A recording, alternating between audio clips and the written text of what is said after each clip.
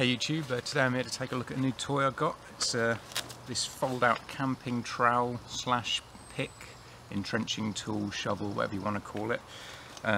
Came in a nice little pouch here, but I'll give you a closer look at that in a minute. Now it comes in this nice little pouch here. It's only a relatively cheap one, but it seems as if it would be quite waterproof because it's kind of a waxy material inside, and it's got a belt loop on it. So you can have it on your belt or in a pack, whatever. It's not too heavy, so it's not something that's going to pull down on your belt. You know, I don't like having too much heavy gear hanging on my belt because it ends up pulling your trousers down around your ankles, but because this is relatively lightweight, it should be fine. Now you've got the actual trowel itself. It's like, you know, your typical military style ones where it has a screw at the top there that you can then adjust the top with. You can either have the trowel or a pick like this. Then you've got the bottom half here of the handle which just screws in, and once you've got that in there tight, it actually does feel quite secure. There's no wiggle in it or anything. Tighten it up at the end here. Now we tighten it up at the end here, we'll give the pick a go first. Now this is quite soft earth around here, so I might go somewhere else in a minute where there's some harder soil and test it there, but on this soft ground here, the pick obviously, you know, goes in there easily. Now let's try the spade end here. Now because it's only small, you can't really get your foot behind it to give it extra force going in, but it seems to slide into the ground quite easily there. And even though the soil here is quite soft, it's also quite rooty, but I mean the spade's gone into the ground quite well there, and this saw edge on the end actually does help to cut through the roots a bit. There's no problems there. It's not too heavy duty, and it's not something that, you know, I'd want to take out to dig anything too deep, but just for camping where I'm, you know, the deepest hole I'm probably going to dig is just to have a poo in, this is fine for me. And obviously I'm not going to want to take something as heavy as your typical kind of military entrenching tool that I've got here, which is far more heavy duty. It's bigger. If you want, you can use your feet on the ends there to give it more force going into the ground. You've got a bigger area of ground that you're going to pull up with the shovel, but because it's bigger, it's also heavier. It's not something that I really want to carry around in my pack just for camping. It's unnecessary for me. I tend to keep this in my car emergency kit instead. It's handy for that. Now at the minute, my default camping trowel and entrenching tool is this little one I got from Poundland, which to be fair has done me well. I only got this because it was like £3.50 from eBay from China, so I thought, what the hell, I might as well. But obviously it's a bit more heavy duty than this. It's gonna be able to dig a bit easier with that if I did want to dig anything too, you know, a bit bigger. But considering this was £1, this does a pretty good job too, and this has got a thinner edge than the other two, so it does tend to slice through the ground a lot easier. I just stumbled across this old campsite here. I don't know if someone was homeless or something living out here. So, there's an old stove down there. Bottles and crap everywhere.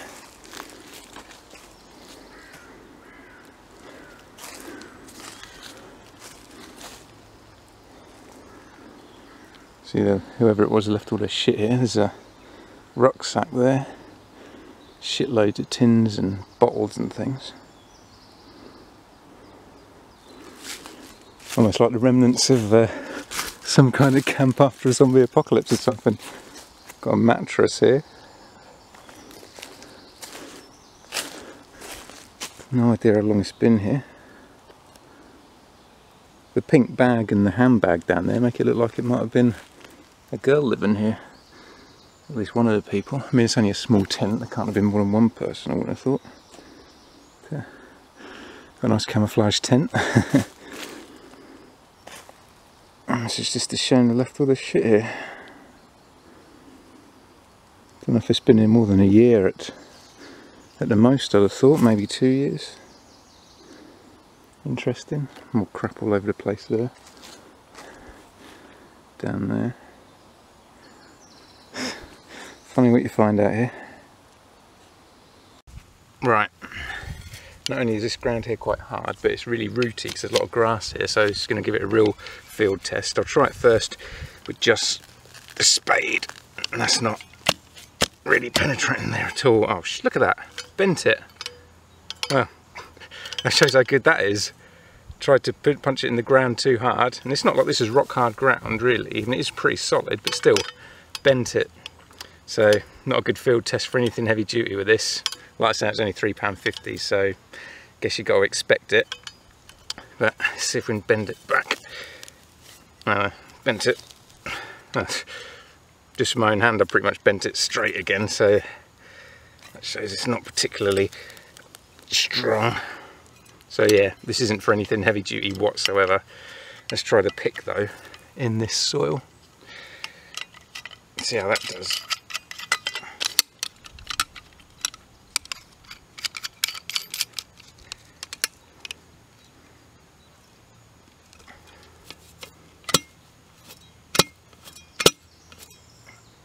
It's penetrating the ground there. The thing with the pick though is it doesn't go flush against the end there because the shovel bit's kind of thicker. I don't know if I'm really conveying that well, but you can't get that to be flat against that basically because there's another bit of metal stopping it. So there's always a bit of wobble in this too, which you don't really want. You need the pick to be kind of solid. So there are a few problems with this. It's really not the best thing, but once again, like I say, for £3.50 I guess you can't expect much more. But I don't know really, I think I'd probably just stick with my old Poundland one rather than the extra space and weight this would take up when it really doesn't do much better. I mean, this actually penetrates the ground. Look at that. Yeah, this penetrates the ground really well because it's a very thin edge, you know, relatively sharp edge. That I have to put a bit of force behind it, but it really cuts through the soil with ease. So yeah, sod it, save yourself £2.50, get one of these from Poundland. Don't waste your time with that. It's pretty much just junk. Yeah. So, failed test of this. Just goes to show how important it is to test your kit when you get it before taking it out on any kind of expedition or trip with you where you might actually really need it, because that would have been a bit of a fail. I mean, yeah, I bent it back and I could have made do with it, but you don't really want to make do. You want to have something that's going to actually work and be dependable. Hopefully this will help some people save a bit of money from buying one in the first place. Anyway, thanks for watching, and I'll see you next time.